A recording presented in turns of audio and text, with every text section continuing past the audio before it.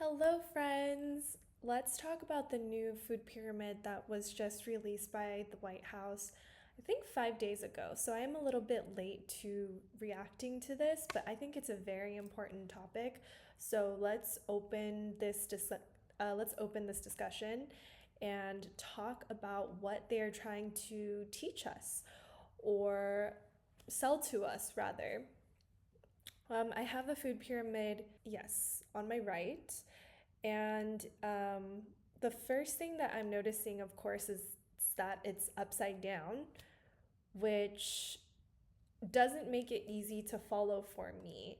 Maybe because they're trying to go for like a top down situation, top being the most important of what you should be eating in every meal.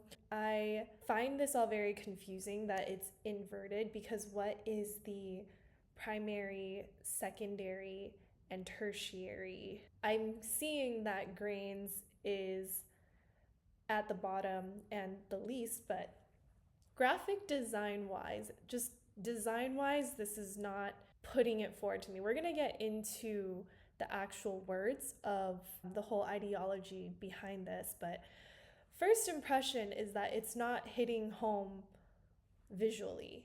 Everything in this top section is conflated. Should protein, dairy, and healthy fats all be grouped together? Those seem like they should be separate categories to me. The second impression to me is that the entire protein, dairy, healthy fat section looks industry bought. I also think it's interesting. I mean, what is this bowl of white substance next to what it looks like the peanuts? Is that not grains? That to me is very ambiguous. When it comes to the whole grains at the bottom, we have some sprinkles of what it looks like to be oatmeal. I think visually it might be hard to translate all the different varieties of whole grains because they do more or less look the same. I think if they tossed in barley, brown rice, lentils, that's a legume, but I guess I wouldn't be able to differentiate. But I still think it's a little too minimal just to have one loaf of bread, a bowl, and some sprinkles of oats. The the fruits is getting a big moment. Fruits is getting a big moment. Um, I mean, I would love to see another green vegetable. I gotta say, that turkey is sticking out to me. I don't like the look of that turkey. It just screams inflammation. The whole left side actually is screaming inflammation to me. That's giving me acne. Why is this important? Even though I think a lot of people don't really abide by this anyway. This is a federal guideline. This is generally what you could be doing, but this influences what the doctors tell us. The doctors in their training don't go through that much nutritional training, and this is a baseline for the entire healthcare system. Most people I know take their health into their own hands, but nonetheless, this has ripple effects influencing like what I think 2025 was the year of protein hysteria. Diet fads and trends have happened and continue to happen. So when I think about how protein obsessed we currently are, I wonder, is this a trend and fad, or is this like truth? Let me get into the facts that they state that has come out along with this visual, because I think there are so many there's kind of a cognitive dissonance happening with what they're putting out visually and what they're saying. This is the website, the realfood.gov website. This is the new health reform. Immediate thoughts? I like those words. Give Americans real food. That should be. It's kind of sad. I mean, like, what have we been eating? you for pointing that out. But to me, I think a lot of individuals have already taken this into their own hands. Like, we're kind of like, yeah, we're not eating processed foods. I know that these ingredients are causing me to be addicted to it. Like, I've already decided to stop eating this. So, this feels like an attempt just to catch up to what we are already echoing. But now they're like, okay, shit, these people have caught on. Now we have to like say the thing that they want to hear. But then again, when I look at, let me get back on track. Let's comb through this website. The new dietary guidelines for Americans defines real food as whole, nutrient dense, and naturally occurring, placing them back at the center of our diets. Amazing. I love that. Whole, nutrient dense, naturally occurring. Naturally occurring is an interesting choice of words because everything that we can consume at one point is naturally occurring. So seed oils, all the grains in white bread comes from naturally occurring, highly modified wheat. Again, very fuzzy. Like, I think they have this target that looks so amazing and shiny, and we're all like, yes, we want this. Real food, organic food, please. Food that hasn't been highly processed and injected with hormones and colors, right? Right? All right, let's go through this. Okay, let's watch this commercial. I just saw it for the first time like 5 minutes ago, but let's watch it together. America is facing a full-scale health emergency. More than 70% of adults are overweight or obese. More than half are diabetic or pre-diabetic. Chronic disease touches nearly every single American family. This did not happen by accident. It happened because real food was pushed aside, replaced by highly processed products. Junk food became the foundation of the modern American diet, and we're paying the price with our health. But that ends today. We are resetting how our nation eats. Real food is back at the center of the American diet. Real food that nourishes the body, that restores health, that brings back energy, and that builds strength. This is what it takes to make America healthy again. Under the leadership of President Trump, we are reclaiming the food pyramid and fixing a system that has been broken for far too long.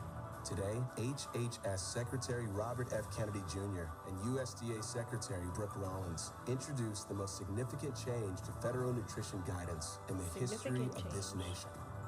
This is the new pyramid, Dietary Guidelines for Americans, a national reset built on real food. Significant change is generous wording. I will say the new font, the new modernization look that they put towards their design feels, I think, is that Helvetica? That's quite a significant change, minimalist. All right, let me get back on track. What was all said here? Aside from, again, the imagery that I know what they're trying to invoke. We got the horses, we got the cattle, the wild fishing. Look, we know that's not the reality, right? We know that that's not the reality of these animals that we eat. They had to make a commercial with glittery visuals, and they did that. I'm just trying to find the praises that I have for this movement first, because I can see that these are progressions, because unfortunately many people don't already know this. Like, this should have been obvious, but unfortunately it's not obvious. So I'm trying to give credit to the fact that they are pushing for this. But again, I'm not actually giving it to them because I believe that we've already been woken up to this. So they realize they can't hide it from us. But the title, Real Food, which I guess kind of validates our inner desire of like that being what we want. However, it's still, there's too much inflammatory foods, foods high in saturated fat. Second reaction to that video, starting off with the fact that people in America are sick. Well, people in America are sick and obese because up until now we have pumped our foods with addictive compounds that make our minds dull. It is a whole system issue. The PE at school is not doing its job. The car lobbyists don't make it easy for us to have accessible public transport, which would increase the amount of steps that we would take. But again, we're talking about the food here. So, to look at the food and diet issue, it is the same companies. Okay, I'm not going to pull up any papers or scientific research about what I'm about to say, like just follow me here. The same companies that have put red 40 and high fructose corn syrup in our soda or whatever in the 90s and 2000s are the same companies that are probably going to be producing our new yogurts and oat milks. Like, don't think it's safe. The enemy just evolves, okay? They are still very much laced in this Helvetica website. It's the same people. We had a few changes to our food pyramid. So prior to this, we had the circle, which okay, so I've pulled up, we have fruits and veggies taking up 50% of the diagram, grains and protein. Maybe I could get behind that more. Dairy off to the side, so that's kind of like if you want it, but it's not essential. Well, yeah, that is true.